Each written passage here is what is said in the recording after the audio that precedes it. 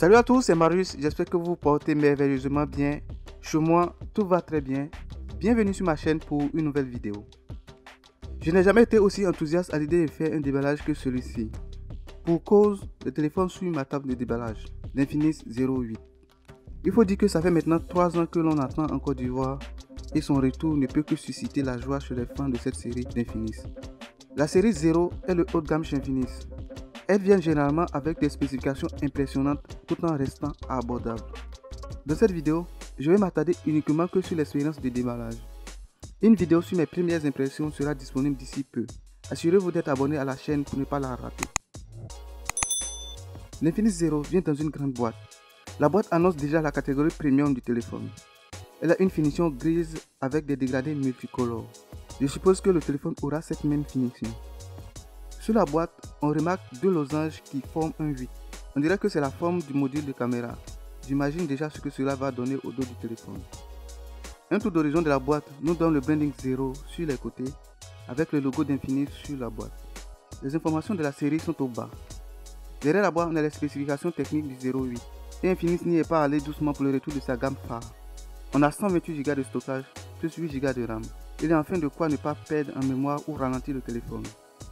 Parlant de ralentissement, il tourne grâce à l'Helio G90T de Mediatek.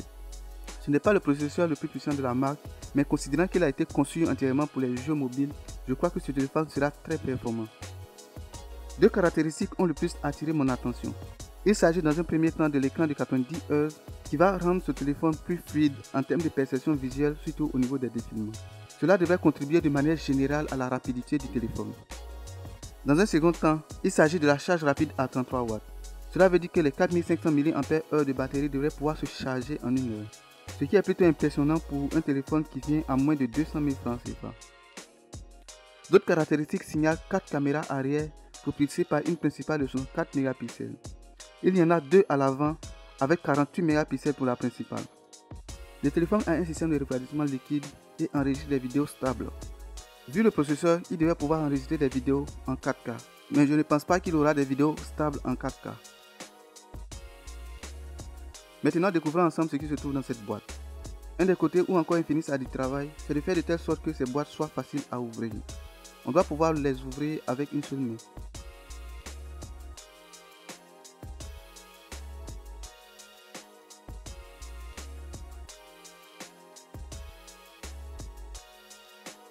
Une fois à l'intérieur, on tombe directement sur le téléphone. On remarque une perforation en forme de pilule pour les deux caméras avant. Au dos, les caméras sont contenues dans un losange. Je dépose le téléphone de côté, le temps de connaître les autres contenus de la boîte. On a une pochette qui comporte l'éjecteur de carte SIM, la fiche de garantie, des stickers, une première je crois, la fiche d'invitation au X-Club et un anti-choc.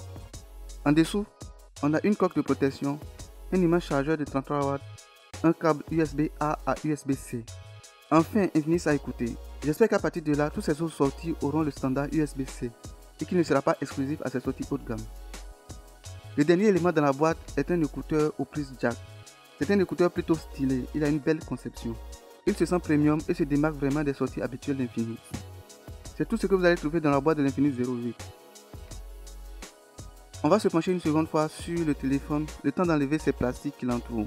Quand on retire le plastique à l'avant, on remarque toujours la présence de deux caméras selfie, même si le téléphone n'est pas encore allumé.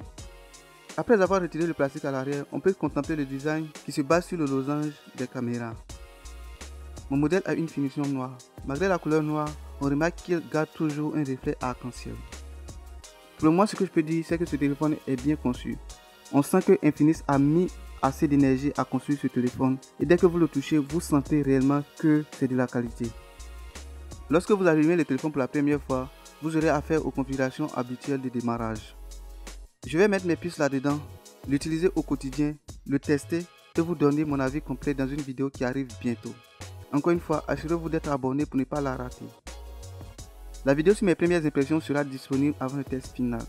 J'irai en détail sur les fonctionnalités phares de ce téléphone, à savoir son écran, ses caméras et sa performance.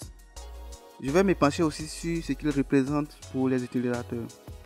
En attendant, c'est la fin de cette vidéo. Je vous invite à la liker si vous l'avez aimé, à la partager à vos amis sur les différents réseaux sociaux. Abonnez-vous si vous ne l'êtes pas encore et à très bientôt pour une nouvelle vidéo.